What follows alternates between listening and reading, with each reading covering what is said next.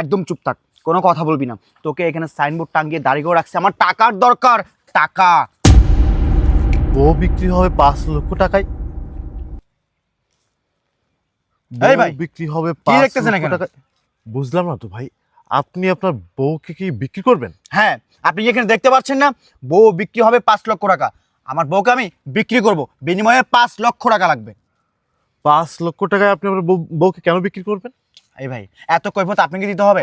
আপনি যদি নেওয়ার প্রয়োজন হয় তাহলে আপনি নেন, আর নাহলে আপনি আসতে পারেন। আরে ভাই, আপনি এত উত্তেজিত হচ্ছেন কেন? আপনার বউকে 5 লক্ষ টাকায় কেন বিক্রি করবেন একটু বলুন না। আরে ভাই, উত্তেজিত হব না তো কি হবে বলেন? গ্রামের একটা খ্যাত গাইয়া মেয়েকে বিয়ে করে আমি পড়েছি মহা যন্ত্রণায়। ওকে নিয়ে আমি সমাজের কোনো জায়গায় বের হতে পারি না। ওকে নিয়ে যদি আমি কোনো ফ্রেন্ড সার্কেলের সাথে পার্টিতে যাই, আমার ফ্রেন্ড সার্কেল আমাকে বলে আমি নাকি গ্রামের কোন খ্যাত একটা গাইয়াকে বিয়ে করেছি। শোনেন ভাই, এই শালিকে বিয়ে করতে গিয়ে আমার 5 লক্ষ টাকা খরচ হয়েছে। তাই আমি চিন্তা ভাবনা করেছি ওকে বিক্রি করে আমি আমার 5 লক্ষ টাকা উসুল করব। আপনি কি নেবেন? ভাই, আপনার বউকে আমার খুব পছন্দ হয়েছে। আপনার যেহেতু আপনার বউকে কেনার মতো এত অ্যাবিলিটি আমার নাই, আপনার বউকে আমার খুব পছন্দ হয়েছে। আপনার বউকে আমি নিতে চাই। মানে কি বলছো তুমি এসব? আমি তোমার স্ত্রী, আমি তোমার পাশে থাকা সত্ত্বেও তুমি কিনা আরেকজনকে কিনতে চাচ্ছ? এসবের মানে কি? আর চুপ থাকো তুমি, একটা কথাও বলো না। আমি কি করি তুমি দেখো। ভাই, আপনি দেখেন তো আমার স্ত্রীকে কিন্তু আপনার পছন্দ হয়? হ্যাঁ ভাই, আপনার স্ত্রীকে আমার খুব ভাল লাগছে। ভাই, এক কথায় আপনার স্ত্রী হয়েছে আমার মনের মতো, আর আমার গ্রামের খ্যাত গাইয়া হয়েছে আপনার মনের মতো। আপনি এক কাজ করেন, আপনার কাছে যেহেতু 5 লক্ষ টাকা সামর্থ্য নেই কেনার মতো, তাহলে আমরা এক্সচেঞ্জ করি। আপনি আমারটা নেন, আমি আপনারটা নিই। তাহলে ওটাই করেন। ঠিক আছে, আপনার বউকে আমি নিয়ে যাচ্ছি, আর আপনি আমার বউকে নিয়ে চলে যান। ওকে। এই যা। আসো, এই যা। ভাই, তাহলে আমি এখন আসি। আচ্ছা ঠিক আছে, আপনি এখন আসতে পারেন, চলো। দেখো বাবু, তুমি যে কাজটা আজকে আমার সাথে করেছো না, মোটেও ঠিক করোনি। একদিন তুমি অনেক পস্তাবে, আর সেদিন না আমার কথা তোমার হাড়ে হাড়ে মনে পড়বে। কথাটা মিলিয়ে নিও। আচ্ছা ঠিক আছে, আমি সেদিনকার অপেক্ষায় রইলাম। তুমি এখন আসতে পারো। এই, তুমি আমার সাথে চলো। একটু দাঁড়ান। আশিক শোনো, তুমি আজকে যে আমার সাথে যে কাজটা করলা না, এই কাজের জন্য না তোমাকে একদিন পস্তাতে হবে। এই আমার জন্য না একদিন তোমার চোখের পানি ফেলতে হবে। কথাটা তুমি মিলিয়ে নিও। আরে এই ছোট লোকের বাচ্চা, গ্রামের খ্যাত গাইয়া, তোর জন্য ফেলবো আমি চোখের পানি, তোর জন্য বসতাবো আমি? শোন, আল্লাহ যা করে না বান্দার মঙ্গলের জন্য করে। তুই তোর রাস্তা মাপ, আর আমি এই কিউটটাকে নিয়ে বাসায় যাচ্ছি। এই চল। হ্যাঁ হ্যাঁ, একদিন আমার জন্য তোমার চোখের পানি ফেলতে হবে। তুমি কথাটা একদিন মিলিয়ে নিও। দেখো ভাই, আচ্ছা ঠিক আছে, আপনার জিনিস আপনি নিয়ে জানতো। ওকে, চলো, এই চলো। এই আসো। বৃষ্টি, বৃষ্টি, কোথায় তুমি? আমাকে এক গ্লাস পানি দাও তো। আমি পারবো না, আমি মেকআপ করতেছি, তোমারটা তুমি নিয়ে খাও।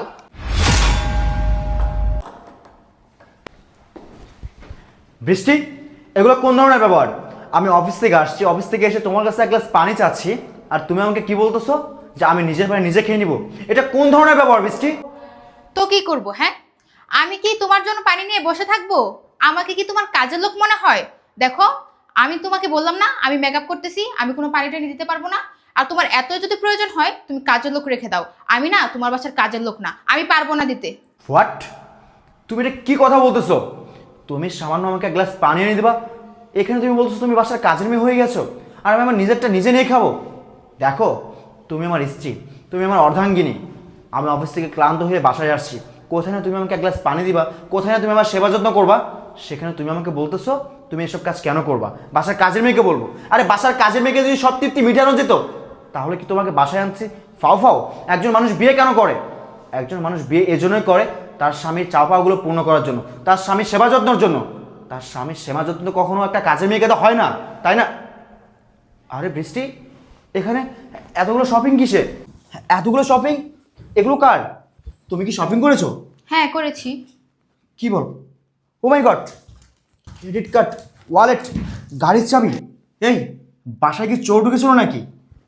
বাসায় চোর ঢুকবে কেন? এগুলো আমি নিয়ে গিয়েই তো শপিং করেছি। কি বলো? তুমি ক্রেডিট কার্ড নিয়ে শপিংয়ে গেছো, গাড়ির চাবি, ওয়ালেট? আমার ওয়ালেটে 30,000 টাকা ছিল, এখানে একটা টাকাও দেখতে পাচ্ছি না। এতগুলো টাকা তুমি কি শপিং করেছো? হ্যাঁ, তোমার ওয়ালেটে 30,000 টাকা ছিল, আর তোমার ক্রেডিট কার্ডে ছিল আরো 50,000। আমি সব কিছু তুলে আমার যা যা দরকার তা তা নিয়ে আসছি। কি বলো, 80,000 টাকা দিয়ে তুমি শপিং করেছো? তাই তো বলি, আমার ফোনে নোটিফিকেশন কেন আসছে যে আমার কার্ডের লিমিট শেষ? তুমি এত টাকা উত্তোলন করেছো যে কার্ডের লিমিট শেষ করে ফেলেছো। এগুলো কোনো কাজ করেছো তুমি? হ্যাঁ, আমার যেটা ভালো মনে হয়েছে আমি সেটাই করেছি। আমি যা করেছি একদম ঠিক কাজ করেছি। আমি আরও করব। আমার এখনো না অনেক কেনাকাটা বাকি আছে। আমি জানি না তুমি কোথা থেকে আমাকে টাকা দিবে। আমি যেগুলো পেয়েছি সেগুলো নিয়ে আসছি। কি বললা? তুমি 80,000 টাকা দিয়ে শপিং করেছো, এখনো বলছো তোমার শপিং এর কিছু হয়নি, তোমার আরো টাকা লাগবে? এই, তোমার কি মাথা মতো ঠিক আছে? 80,000 টাকা ইনকাম করতে কত মাস সময় লাগে তুমি জানো? শোনো, আমি এত কিছু জানতে চাই না, আর এত কিছু জানার আমার কোনো দরকারও নেই। আমার যতটা অধিকার আছে, আমার যেটা প্রয়োজন, আমি সময় মতো সেটা পেয়ে গেলেই হলো। তাহলে আর আমার কোনো সমস্যা থাকবে না। এখন তুমি কিভাবে ইনকাম করো, রাস্তায় ভিক্ষা করো নাকি চাঁদাবাজি করো, সেসব না আমার দেখার কোনো প্রয়োজন নেই। আমার টাকার দরকার, আর আমাকে কিভাবে তুমি টাকা দিবা সেটা তুমি জানো। শোনো বৃষ্টি, তুমি যে কথাগুলো বললা এগুলো কখনো ঘরের ওয়াইফ বলতে পারে না। এই, এটা তোমার অধিকার। এটাকে তুমি অধিকার বলে দাবি করেছো? এটা কোনো অধিকার না, এটাকে বলা হয় জুলুম, অত্যাচার। তুমি তোমার স্বামীর উপর অত্যাচার করে তুমি তোমার স্বামীর কার্ড থেকে টাকা উত্তোলন করে তুমি শপিং করছো। এটা কখনো অধিকার হতে পারে না। শোনো, চুপ করে থাকো। তোমার না এত কথা আমার একদম ভালো লাগছে না। আর হ্যাঁ, তুমি এক কাজ করো, তোমার এই কার্ডের লিমিট বাড়িয়ে দাও। এই টাকায় আমার হচ্ছে না। হোয়াট? এই, তুমি কি বলছো? তোমার কি মাথা ঠিক আছে? এই দুটো কার্ডের লিমিট আছে 1.5 লক্ষ টাকা। আমার টাচ বাংলা কার্ডের লিমিট আছে 50,000 টাকা, ইসলামী ব্যাংকের কার্ডের লিমিট আছে 1 লক্ষ টাকা। এত টাকা লিমিট থাকার পরে বলছো তোমার এই টাকাতে কিছু হবে না? হায় আল্লাহ, এ আমি কাকে দাঁড়িয়ে কাকে নিয়ে আসলাম? এর থেকে তো আমার আগের বউটাই অনেক ভালো ছিল। আরে তুমি আসছো, দাও ব্যাগটা দাও। এই, চুপ থাক। ব্যাগটা দাও, ব্যাগটা দাও। হ্যাঁ, আমি আসছি। তোকে না বলছি আমি যখন এই বাসায় আসবো তখন তোর এই কুচির চেয়ার নিয়ে আমার সামনে আসবি না। তোকে দেখলে না আমার সারাটা দিন কুপা যায়। সারা এখান থেকে যা। এই যে নাও তোমার পানি, এই যে তোমার ব্যাগ। এই, তোকে না বলছি আমি অফিসে যাওয়ার সময়, আমি অফিস থেকে বাসায় আসার পর তুই আমার সামনে আসবি না। ব্যাগ দাও, রাখ এখানে ব্যাগ, যা এখান থেকে যা। যত সব, যেগুলো আমি সহ্য করতে পারি না এগুলো আমার চোখের সামনে এসে হাজির হয়ে থাকে। দিল, আমার সারা দিনটাই এখন মাটি হয়ে যাবে, মুডটাই নষ্ট হয়ে গেল। এই, কি হলো? কি এত ভাবছো? আমি কি ভাবছি? কিছু ভাবতেছি না। আমি কিছুক্ষণের জন্য অন্য জগতে হারিয়ে গিয়েছিলাম। আমি ওই জায়গাটা হারিয়ে গিয়েছিলাম যে আমার বাসায় যে ছিল আমার আগের ওয়াইফ, সে ছিল একটা লক্ষ্মী। আরে আমার দুটো কার্ডে 1.5 লক্ষ টাকার লিমিট আছে। 1.5 লক্ষ টাকার লিমিট থাকার পরেও তুমি বলছো এই টাকা দিয়ে তোমার শপিং করা হচ্ছে না, তোমার আরও লিমিট বাড়িয়ে দেওয়া লাগবে। অথচ এদিকে আমি আমার আগের ওয়াইফকে মাত্র 5,000 টাকা দিতাম তার পুরো মাস চলার জন্য। সে 5,000 টাকা থেকে 3,000 টাকা খরচ করতো, 2,000 টাকা তার ভবিষ্যতের কথা চিন্তা করে রেখে দিত। আর তোমার 1.5 লক্ষ টাকা লিমিট করে দেওয়ার পরে তুমি বলতেছো তোমার এটাতে কিছুই হচ্ছে না। আমার এখন মনে হচ্ছে কি জানো, আমি খাল কেটে কুমির এনেছি। শোনো, তোমাকে আমি সাফ সাফ একটা কথা বলে রাখছি, তোমাকে নিয়ে আমার সংসার করা সম্ভব না। আমি আমার আগের বউকে ফিরিয়ে আনবো। আমি আগের বউর কাছে যাচ্ছি। আমি বাসায় ফিরে এসে যেন তোমার চেহারা দেখতে না পাই, বলে দিলাম। আরে এই শোনো, এই তুমি কি করো এখানে? এই তো থালা বাসনগুলো ধুচ্ছিলাম একটু। তোমার মাথা কি নষ্ট হয়ে গেছে? বাসায় এতগুলো কাজের মেয়ে থাকে, তুমি থালা বাসন পরিষ্কার করতেছো কেন? আরে এটা তো আমারই সংসার, আমি কাজ করব না তো কে করবে?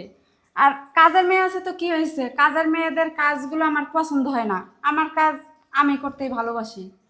আচ্ছা, আপনি আমাকে একটা কথা বলুন তো, আপনার স্বামী আপনাকে বিক্রি করলো কেন?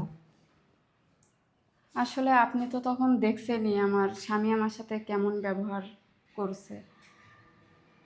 তারপরেও আপনি যেহেতু শুনতে চাচ্ছেন তাহলে শুনেন।